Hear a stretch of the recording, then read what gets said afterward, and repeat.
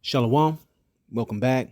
First and foremost, I want to give all glory, praises, and honors to Yahweh, Bahashem, Yahweh Shai. I want to give double honors to the apostles and elders of Great Millstone, and salutations to you, Akim, pushing this word in sincerity and in truth. Back one to the lesson. Today is going to be a review of a show on Netflix. The elder in our camp, Elder Malcolm, had posted about a show called the Three Bodies Problem. All right, it's a newer show on Netflix. And I just want to talk about it as far as some of my spiritual takeaways from it. All right. It's an interesting show.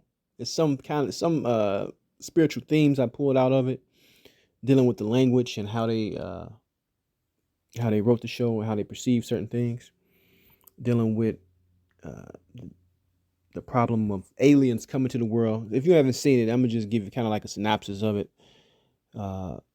Basically, you got these scientists getting offed by they don't know what, they're trying to discover why, but come to find out they were communicating with beings, aliens from off world, trying to send messages. A message came back and a certain lady responded, and that what kicked everything off.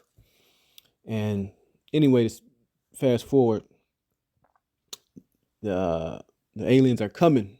The aliens are coming to the earth within a specified amount of time. And as you get into the middle and the end of these episodes of the show, you got the humans, right, trying to figure out a problem on how to stop them or deal with them, because when they get here, the aliens compared the humans to bugs, and they're gonna stomp them out. All right, but anyway, while I'm going to this review, is just some of the spiritual side of this show. Once you go back and watch it, and if you read the scriptures, you see certain tones. Like the believers of the aliens is really what I want to touch on in this lesson, man, because it's really spiritual. They was calling these aliens their Lord. The Lord sees all things. They're in the army of the Lord. A very so-called religious undertone is what they pushing. And these people that believe, in the mission of these aliens, are the supporters, are basically painted as being what, extremist cultists.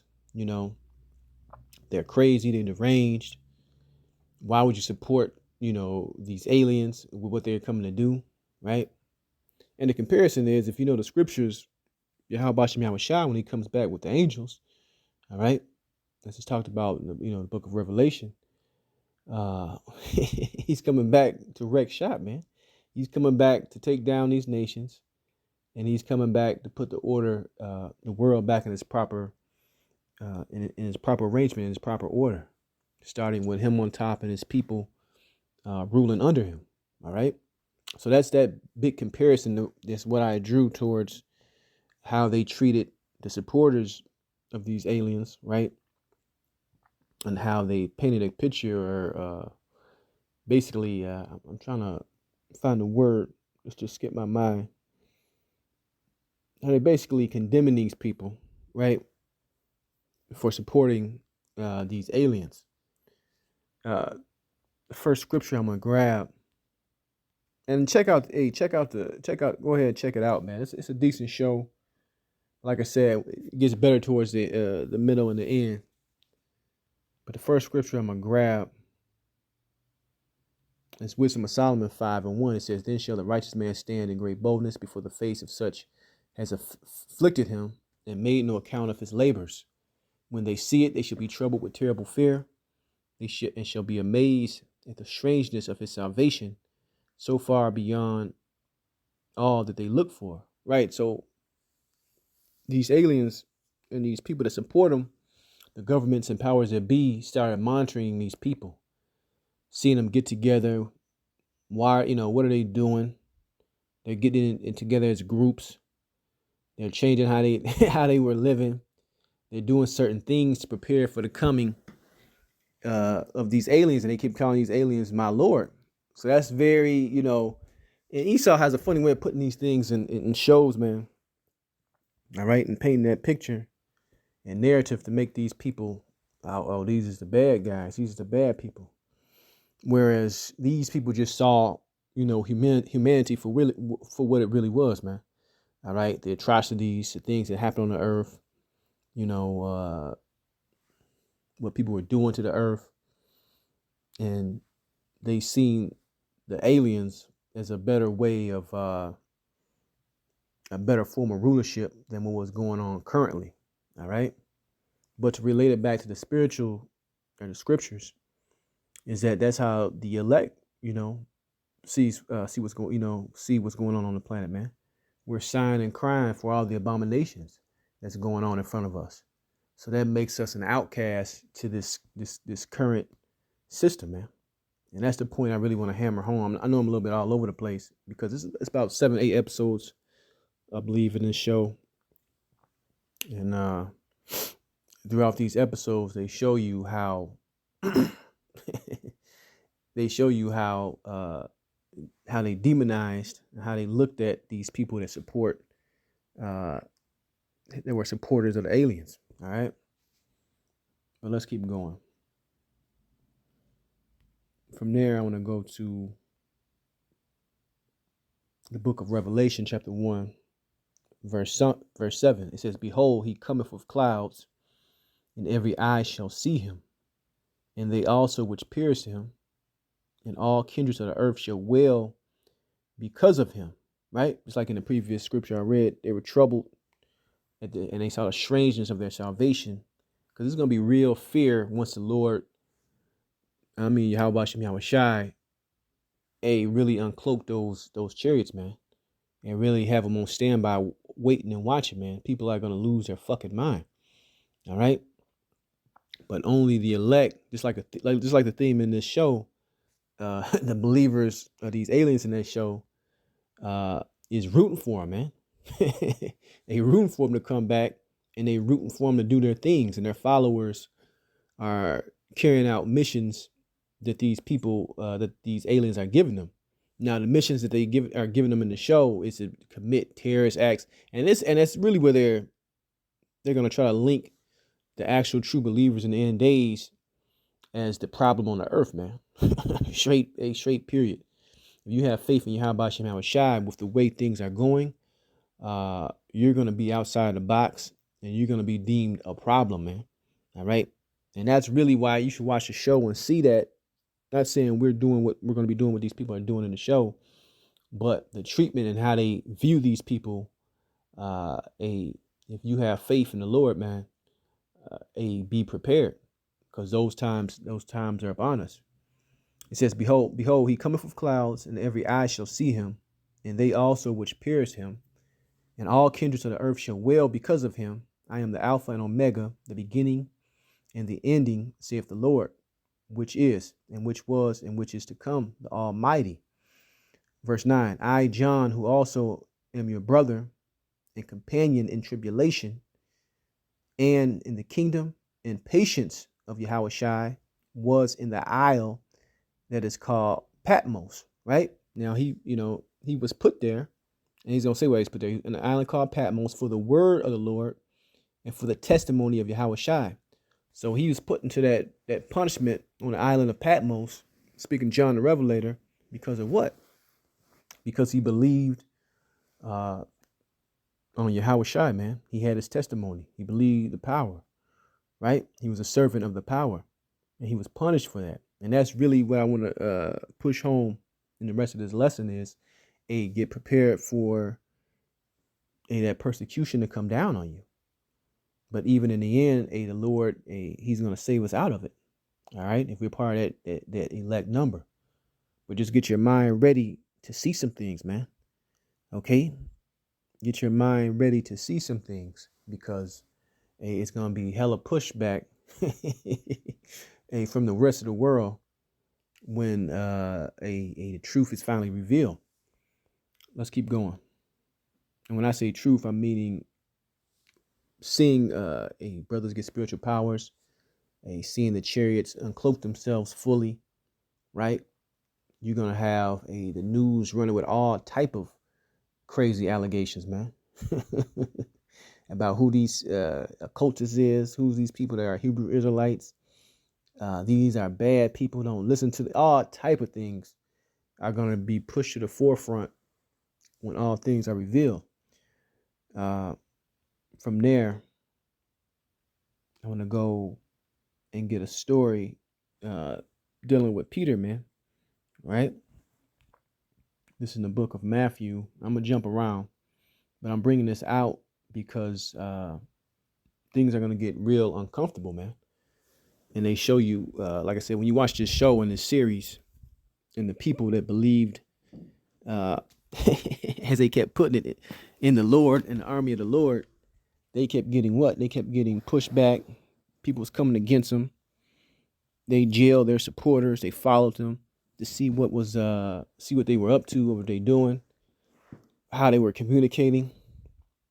And you're gonna have that going on in these end days, man. Don't believe you don't got agents looking at these camps, agents inside of camps.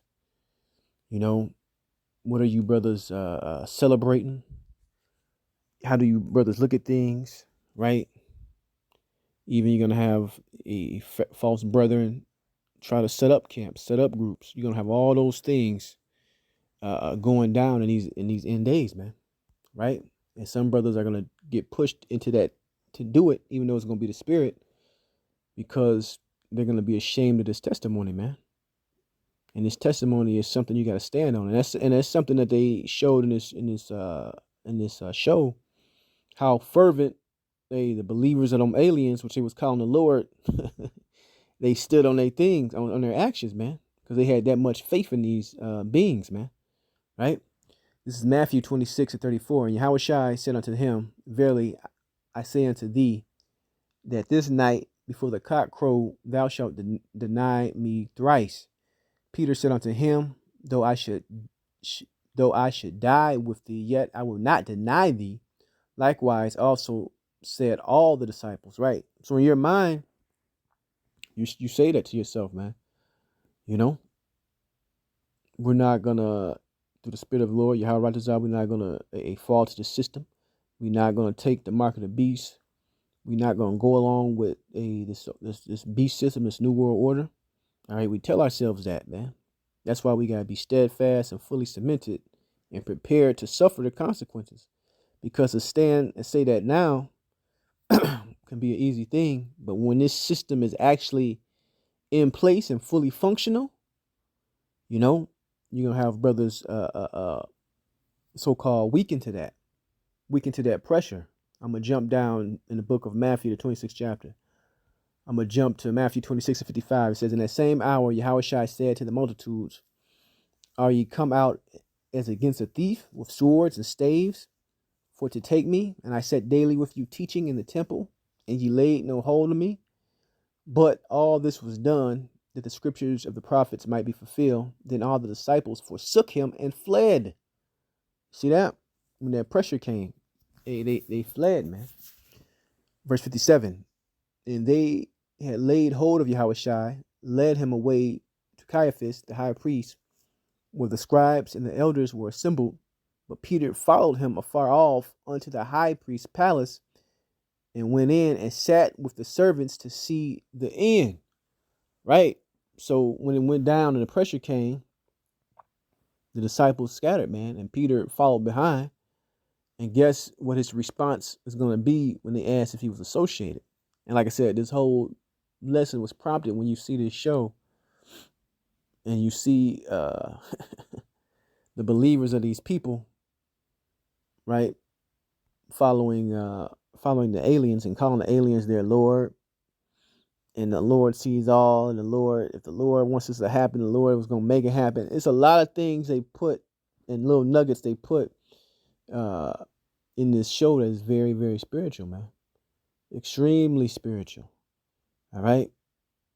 And the coincidence of the aliens being called the Lord, they coming back to take down society. It just makes you chuckle, because that's the ultimate ending message within the scriptures, you know.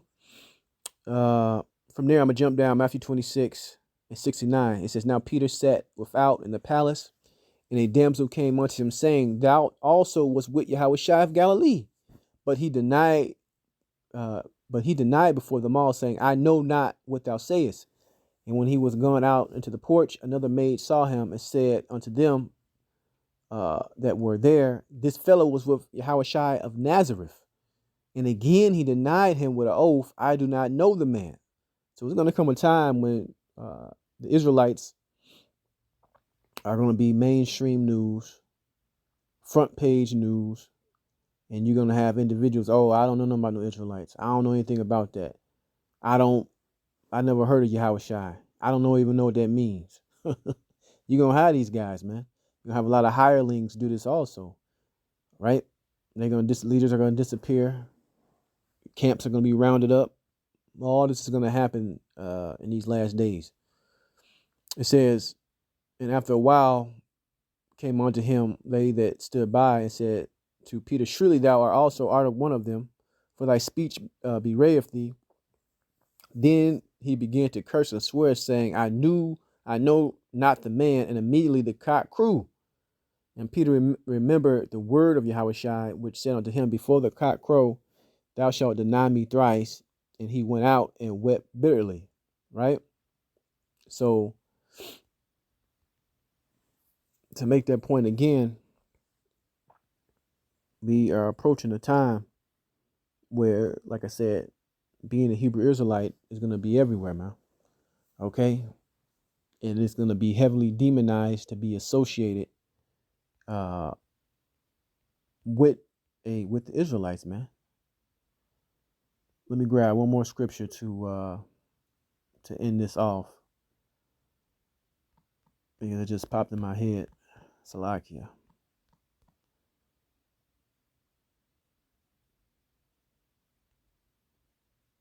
Because hey, we're gonna see the proof in the pudding who really stands for Yahweh Shem Yahweh Shai when the so-called shit hits the fan, man. All right. This is 2nd Ezra 16 and 17. It says, For there shall be in every place and in the next cities a great insurrection upon those that fear the Lord. They shall be like madmen, sparing none, but those spoiling and destroying those that fear the Lord, right? And that's what the overarching ending in the middle of the show was dealing with the supporters of these aliens, and they call the aliens their Lord, man. Right? And I'm assuming they're gonna make a season 2 of this with how they ended the last episode. But these supporters of these aliens, hey, they're gonna be targeted, man. I can see that happening in season 2, even more than what they showed at the end of this season. It says, For they shall waste and take away their goods and cast them out of their houses. Then shall they be known who are my chosen, and they shall be tried as gold in the fire. Right? Hear, O ye my beloved, saith the Lord, Behold, the days of trouble are at hand, but I will deliver you from shame. From the same, Salakia. Be ye not afraid, neither doubt, for the Most High is your guide. So we shouldn't be afraid. We shouldn't doubt. We shouldn't have any of those emotions, man. Right? And going back to the story of Peter I just read, and how he denied him 3 times before the cock crew. Peter was ashamed at that point, right? And like I said, in the times to come, you don't want to have that feeling on you, because when you go into that definition of ashamed, it means embarrassed or guilty because of one's actions, characteristics, or associations, right? So in these end days, man, the pressure that's going to be on the believers are going to be crazy, man, right? And it's going to have a lot of people turn their back because they don't want to be associated because of their actions they once had of serving Yahweh Shem Yahweh Shai. And that's a terrible feeling, man. You see how Peter wept bitterly because of it. All right. But Salaki, this video or this lesson was a little bit all over the place. But like I said, it's a lot of spiritual things in that show the three body problem. I encourage you to check it out. Watch it with a spiritual eye. do lessons on whatever you get from it. But that's pretty much the point. When to give all glory, praises, and honor to Yahweh Bashem Yahweh Shai. Shalom the next time.